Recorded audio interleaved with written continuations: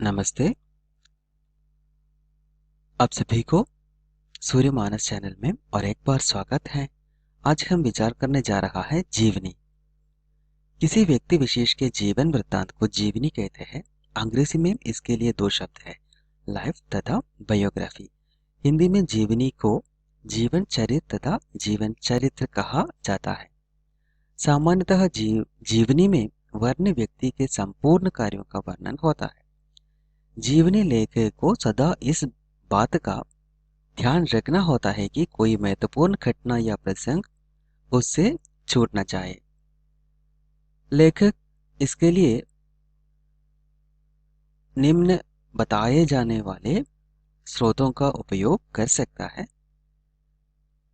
उस विषय पर या उससे संबद्ध विषयों पर लिखी गई पुस्तकों का अध्ययन, मूल सामग्री जैसे चरित्र नायक द्वारा स्वयं लिखी गई डायरी, पत्रों आदि का अध्ययन, चरित्र नायक के समकालीनों के संस्मरण, संबंधित स्थानों का भ्रमण से प्राप्त जानकारी जहां उसका चरित्र नायक कहा रहता था, किसी अन्य स्रोत से प्राप्त जानकारी।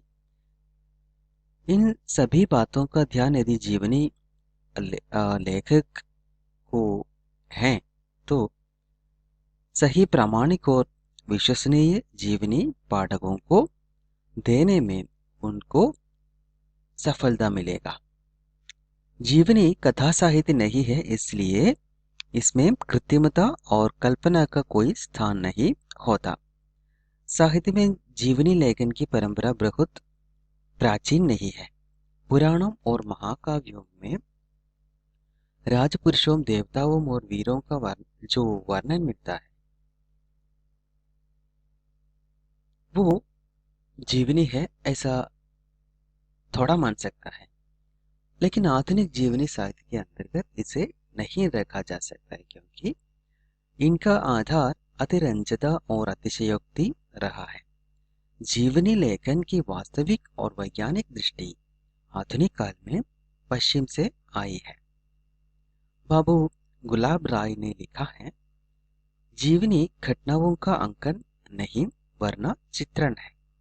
वो साहित्य की विधा है और उसमें साहित्य और काव्य के सभी गुण हैं। एक मनुष्य के अंतर और बाह्य रूप अर्थात आपा या पर्सनालिटी कलात्मक निरूपण है। जिस प्रकार चित्रकार अपने विषय का एक ऐसा पक्ष पहचान लेता है जो उसके विभिन्न पक्षों में ओतप्रोत रहता है, जिसमें नायक की सभी कलाएं और छटाएं समन्वित हो जाती है, उसी प्रकार जीवनीकार अपने नायक के आवेग की कुंजी समझकर उसके आलोक में सभी घटनाओं का चित्रण करता है। जीवनीकार को अपने नायक की अतिशयोक्ति पूर्ण प्रशंसा नहीं करनी चाहिए। ऐसा करने से नायक का सही जीवन पाठकों तक नहीं पहुंच पाएगा। न ही लेखक को उसकी त्रुटियों को बढ़ा चढ़ाकर लिखना चाहिए। नायक के गुण और उसकी जीवनगत दुर्बलताओं को लिखते समय संतुलित दृष्टि का प्रयोग करना चाहिए। जीवनी साहित्य के विकास को समझने के लिए इसे दो भागों में विभाजित किया जा सकता है, स्वतंत्रता प्राप्ति से पूर्व जीवनी साहित्य और स्वातंत्र्योत्तर जीवनी साहित्य। आधुनिक हिंदी साहित्य की लगभग सभी विधाओं का सूत्रपात भारतेंदु युग में हुआ था। जीवनी साहित्य लेखन में इस युग के अनेक साहित्यकारों ने योगदान दिया। ब्रजरत्न दास ने भारतेंदु नाम से भारतेंदु की जीवनी लिखी। भारतेंदु, राधाकृष्ण दास, कार्तिक प्रसाद खत्री, मुंशी देवी प्रसाद, बाल मुकुंद गुप्त आदि ने जीवन चरित्र लेखन में रुचि ली। जीवनी लेखन को बढ़ावा देने के लिए महावीर प्रसाद द्विवेदी, ज्वाला दत्त शर्मा, पारसनाथ त्रिपाठी आदि लेखकों ने कई जीवनियां लिखी।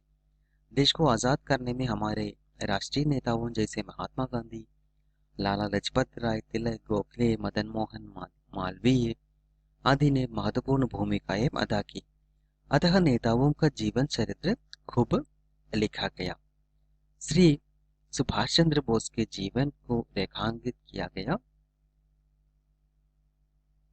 महर्षि दयानंद का चरित्र, गणेश शंकर विद्यार्थी की लाला लाजपत राय, राम नरेश त्रिपाठी की गांधी जी कौन आदि जीवनियां इस तरह उल्लेखनीय है। मुंशी प्रेमचंद, मन्मथनाथ गुप्त आदि उल्लेखनीय रचनाकार हैं जिन्होंने स्वतंत्रता पूर्व युग में जीवनी लेखन साहित्य को समृद्ध किया। सन 1947 के बाद जीवनी साहित्य का तेजी से विकास हुआ। बदलते हुए समय के साथ साथ जीवनी साहित्य के विषयों में भी बदलाव आया। शिवरानी देवी कृत प्रेमचंद घर में, गंगा प्रसाद पांडे कृत महाप्राण निराला, अमृत राय की कलम का सिपाही, लक्ष्मी नारायण लाल की मरुभूमि का वह मेघ, रामविलास शर्मा की निराला की साहित्य साधना जैसी ढेर सारी रचनाओं का उल्लेख हम कर सकते हैं। इस तरह जीवनी साहित्य विधा भी हिंदी साहित्य में अग्रसर हो रहे